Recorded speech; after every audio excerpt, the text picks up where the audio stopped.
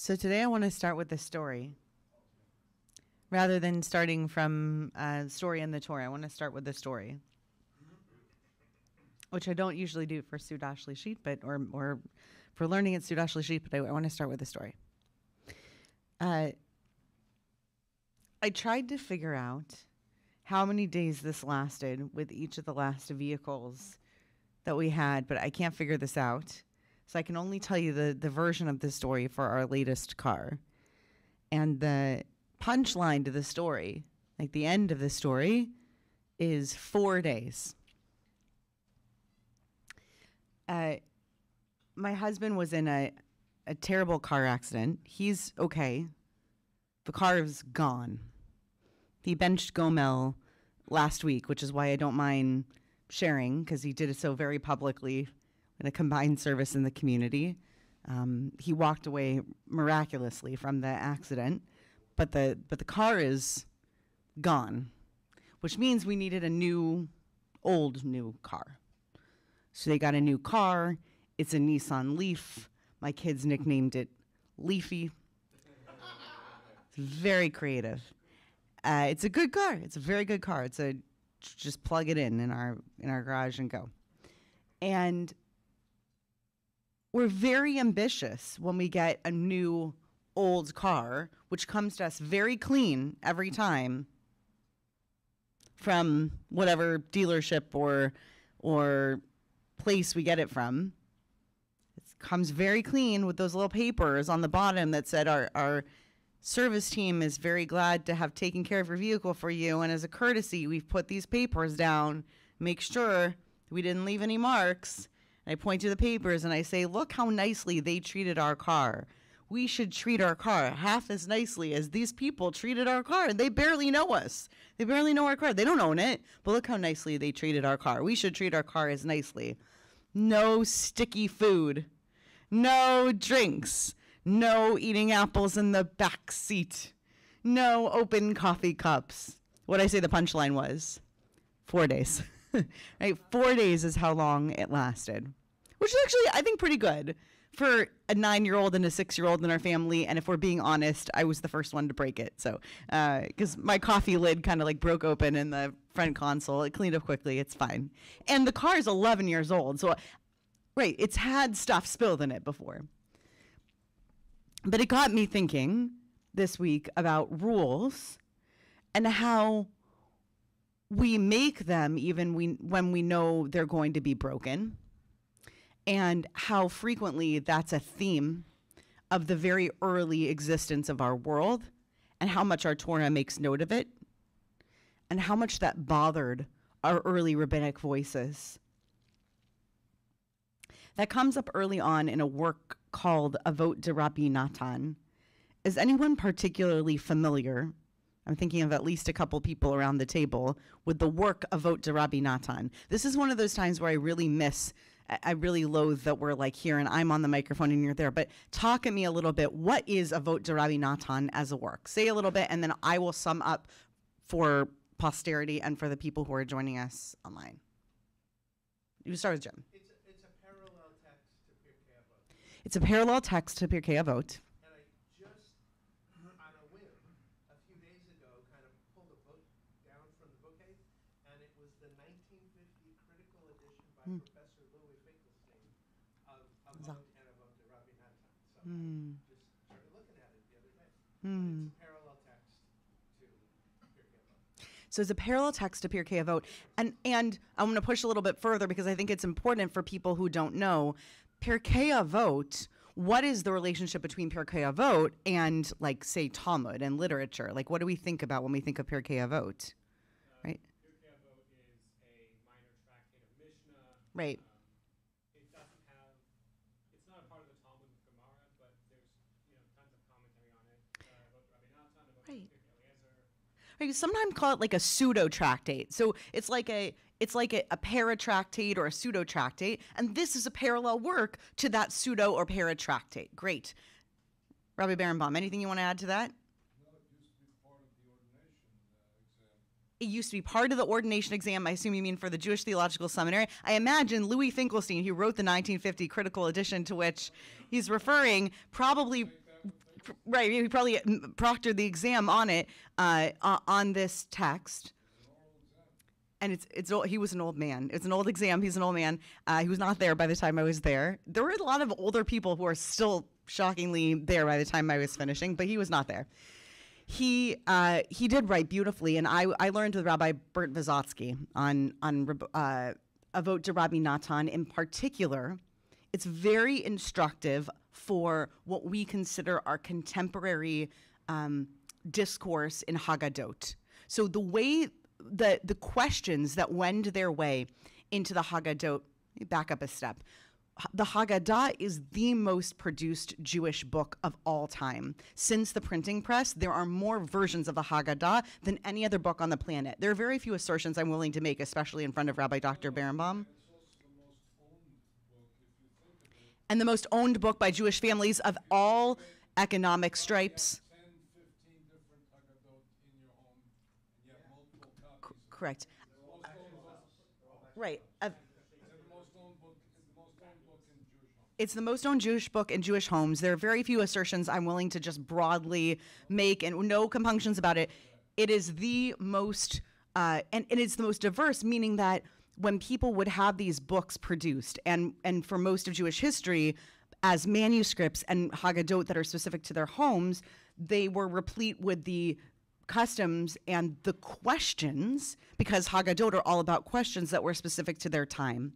As I learned with Rabbi Vysotsky, the questions of the Haggadah are often representative of the questions of the texts that the rabbis who are looking critically at the original, like the biblical texts that make their way into the Haggadah, which are the cornerstones of the Haggadah, the lowest geological layers of the Haggadah.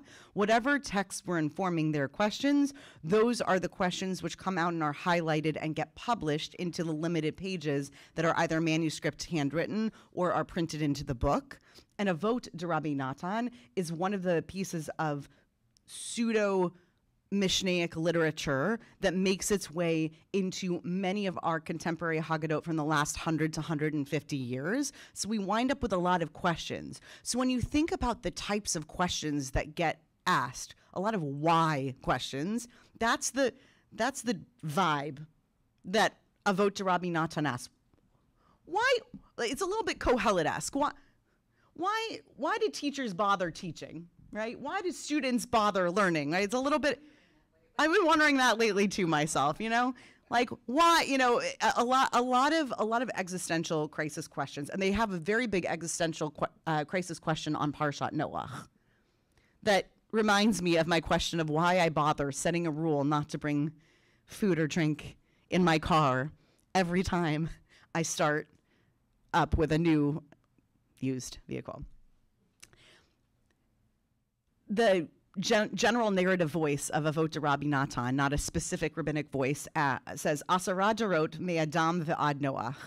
There are 10 generations between Adam, Harishon, as Joel Elkin said yesterday, Kligfeld. No one gets from the sketch yesterday. He named him Kligfeld. It was very funny. It's a very funny sketch yesterday on Simchat Torah. If you missed it, it was very good. There were 10 generations between the very first human being and Noah. And he married Chava. Yeah, that's right. The first generation. There are 10 generations. Why? Asks Avot de Rabbi Natan. V'chi ma hutzrach? What was it even necessary for? L'ba'ei olam lechach el lamdecha. It comes along to teach us something. Why did God bother? Why was it necessary? That's a simple question. What was it necessary for?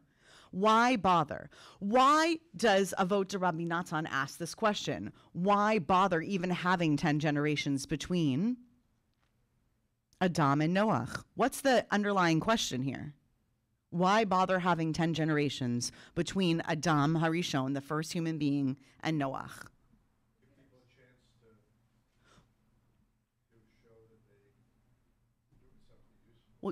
To give people a chance to show they're doing something useful, but you're answering the question. I'm asking, why are they even asking the question? That's a big question. Why bother letting 10 generations of people live? Why are they asking the question? What's the question behind the question? Why would we ask a question like, why did we allow 10 generations of people to be created? You know, like, what's the question that they're assuming? Do you see what I'm saying? Does it have to do with the idea of God knows everything, God knows that this is going to happen, so why is he even bothering to change his mind if he knows that this is going to happen? And you Okay. say the same thing about why does God let the Jews be slaves for this amount of time and then send Moses? Why doesn't he just eliminate the whole thing? Okay, if God is omniscient and prescient, if God knows and God has a plan, forget about will. If God has a plan and God knows that plan is to destroy a generation of that is the generation of Noah, why did God even bother making 10 generations? Great answer. We're going to get to your, I promise we'll come back to that answer, but why let them live? Anyone else want to take a stab at that question? Mind the question. I'll come back to you in a second. Yeah. To create the parallel that we have with the next 10 generations, that's going to bring us to Abraham. So to create a parallel, great. It's great literature. To create a parallel with the next 10 generations, that's going to give us Avram, right? A generation is roughly, do we say 25 years according to the Tanakh? We say 20 years, something like that. The way they count's all different. Right, it's all different. But we say roughly speaking, right, it's going to give us a few hundred years and it sort of turns over a new leaf, a new generation, and literally it gives us a nice parallel to the next huge chapter in a metaphorical sense in our people. Also in the text, Adam Rishon has individuality, is a character Sure. in Breshit, and Noah is a character in Breshit. Everybody else is a statistic. Great. In between. In other words, what are you wasting us with statistics when you're developing Great. So the question is, in the narrative? the great question is, we really get to know Adam. We know how Adam is formed. We know the mistakes Adam makes. We know the partnership Adam has. We know Adam's family well. We know the difficulties in Adam's family line. We know some of the first Dateline episodes in the Torah. I mean, real, like serious business. And then later on with Noah, same story. We know them very well, but everything in between is statistics. Why are you giving us all these statistics and numbers and everything in between when really, like, what's all this space for? What are all these 10 generations for? Good. Bob, do you have a theory about why this question, the 10 generations? Like Rabbi Rambam always says that the question is about freedom of will. I mean, it's all about, Good. The question is about freedom of will. and we have it. And so this is like a red line about how we observe it. That's the question. What is the red line? Is it 10 generations? Great. Does that work? What is the red line? Do we have any freedom of will? We do. And mustn't we, since God didn't just go ahead and fast forward the story 10 generations and take us there? Okay. Any other thoughts before we go to the next thing? Yeah. It's the very first Rashi in Breshit. Mm-hmm. Why did the Torah begin with Chodesh HaShloshim, move right on to the Chagim? So I think it's an editorial question they're asking is what's the purpose of this whole thing? The specific question are those 10 chapter generations. Great. What is this whole work that we're now? So Rashi's big question, which he answers to himself in the 11th or 13th century, depending on when the question's answered, very differently than some of our other commentators, like the Rambam, which is why didn't we just start the Torah like in the middle? Why didn't we start with Sinai? Why didn't we start with the actual part where we're Jews? Why didn't the Torah start with the part where we know what Torah is?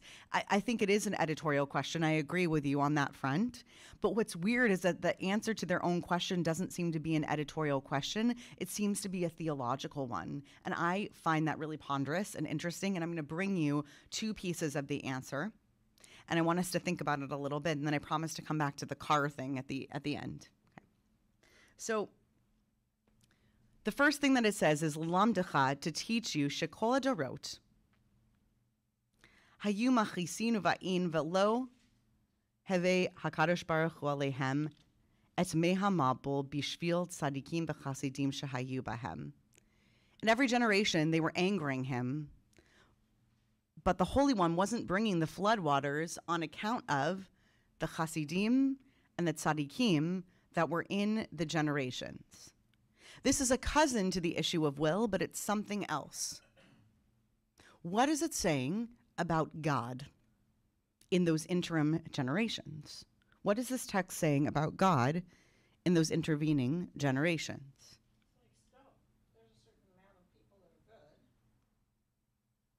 There's a certain amount of people that are good. And for those certain amount of people that are good, God's not going to destroy. This seems to be a trend with God.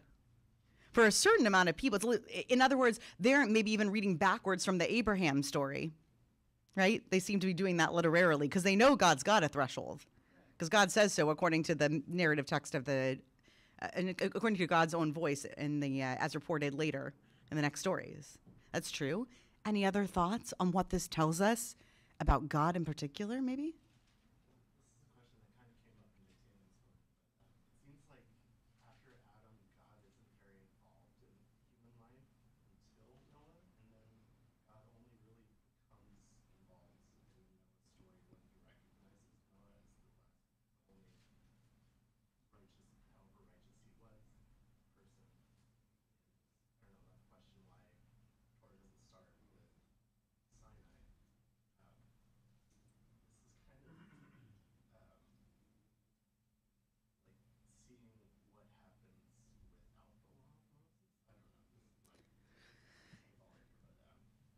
Yeah, I like the notion that you're bringing up here, that it seems to be that this is a time of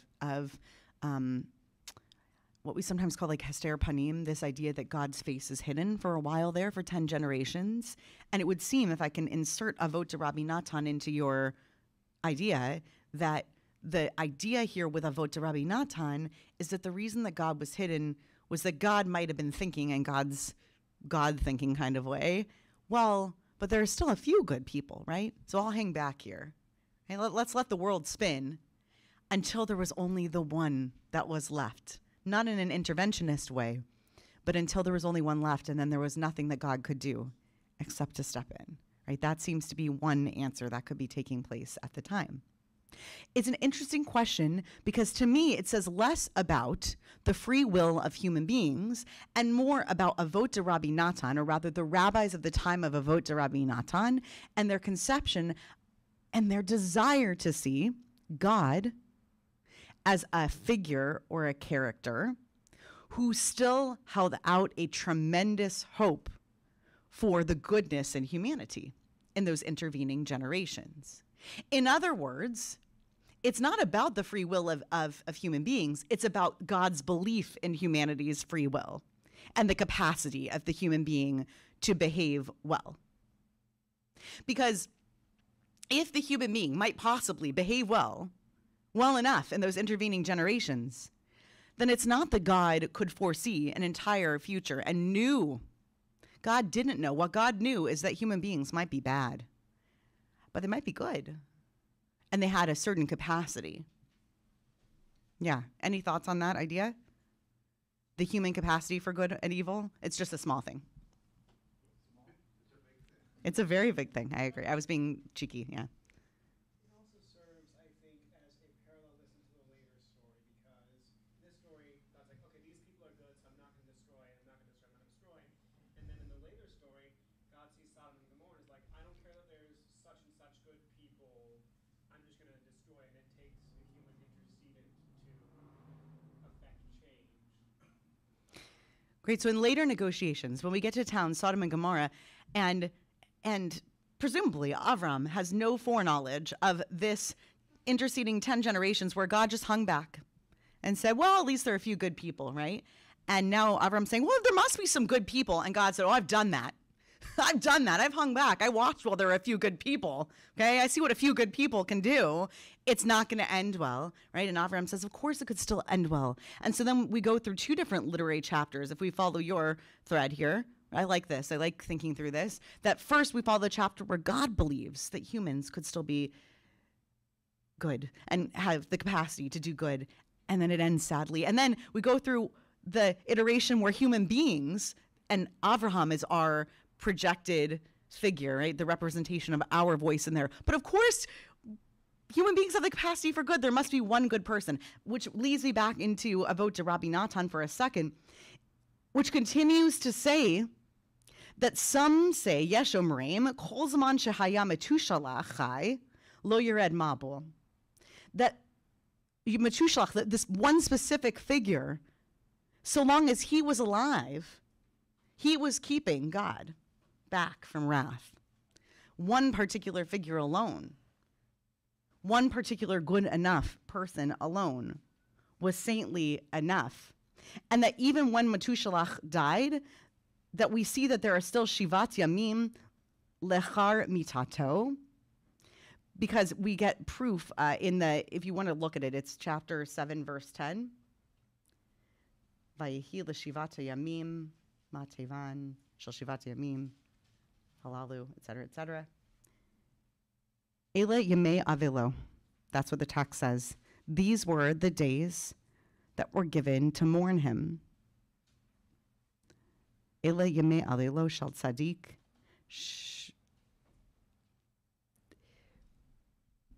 What did God give people? A respite from the flood coming upon the world. A respite from the flood coming upon the world during the days of the tzaddik, but also a respite for 7 days so they could mourn the tzaddik. Why might the text want us to believe that it would have been so important for the people to observe Shiva for the tzaddik?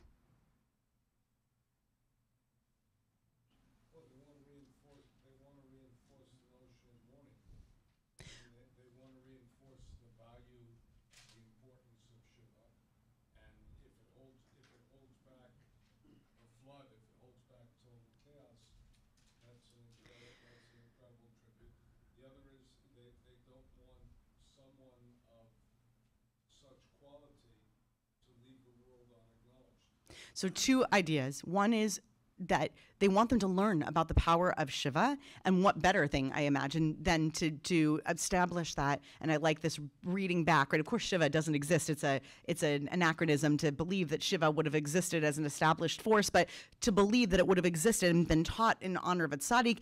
And of course, we don't want a tzaddik who is so big, so good, that the world's flooding was held back on his account. He shouldn't leave the world without being memorialized by such an important observance, okay? And what else might observing Shiva for a tzaddik do? Yeah. Well, I'm just thinking that the power of one individual to inspire others and the opportunity for tshuva. And we have a lot of examples of that throughout the text. So, perhaps there's the hope again. The hope that people might gather at a Shiva for this tzaddik, hear of his goodness, hear of what he did in the world, hear of his deeds, and be inspired to become better themselves, perhaps. That's what moves me in this text. I'm also moved by those two ideas. I do think the establishment of Shiva on account of a great person, that moves me too. And the idea that a tzaddik should not leave this world without a great Shiva, both of those move me, and I think that they make sense in the characteristics of Avot de Rabbi Natan, right? Which wants redemptive ends for its great figures. But I'm especially moved, and I think, even though it's not written explicitly here, I'm especially moved by this notion that Shiva, for a great tzaddik, that this was inserted here as an idea that it was a last pass. Not only once Metushalach died, that God would have held back for 7 more days in the hopes that during a period of mourning, people might have realized what they had lost and whom they had lost in the world. I've been alive during the death of some very great people on earth.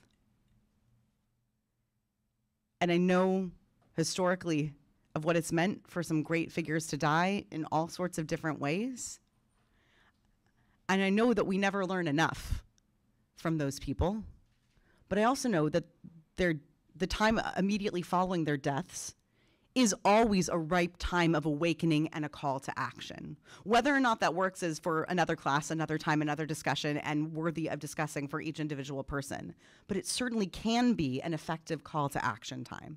It certainly can be a time where leadership can rally around the lived life of that person and say, look who this person was.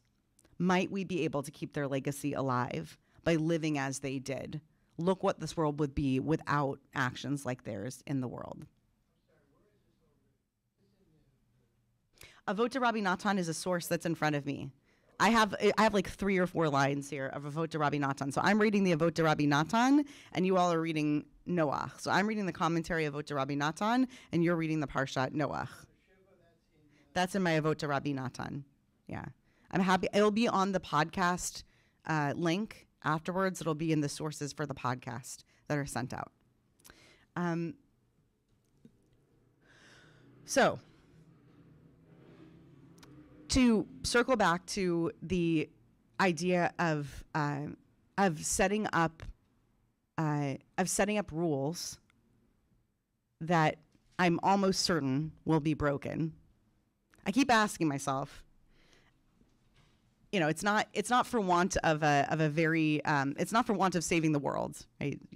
Starting the world anew after a flood, or starting the world anew after the Garden of Eden, is not the same thing as starting over with a new vehicle. Although I have to tell you, there is an element of feeling like starting a new life, because after someone survives a big accident and benches Gomel, there's a real spark of that feeling. So it's heavy.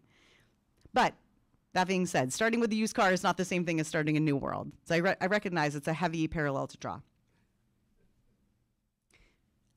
And there's a lot to learn about why bother setting rules that I know are likely to be broken. And this resonates for me. The notion that the reason that I set these rules in order is because I actually believe, as the rule setter in that situation, that there is a reasonable chance that by the time I set these rules this time, my kids have grown, and I have grown, and I will be better, and I will think differently, and they will think differently, and my family will behave differently, and we will behave differently as a family and as a family system in there. That maybe we will actually think this time to take our Starbucks cups out of the car when we leave the vehicle. It probably won't happen, but it might. And because it might, we can set a rule. And I'll tell you that this is the first time in 17 years of co-ownership of vehicles with my husband, including the time that for 3 unfortunate years we owned a hand-me-down used Lincoln while living on the upper in the heights up in Manhattan, which it's full of stories. But like I'm picturing the many adventures we had with that car. 17 years of car ownership. This is the first time I bought a car trash can. And I see that as progress, like a commitment. I don't know that I'll use it, but it is a commitment for the first time in my life. So I want us to believe it's not a New Year's resolution.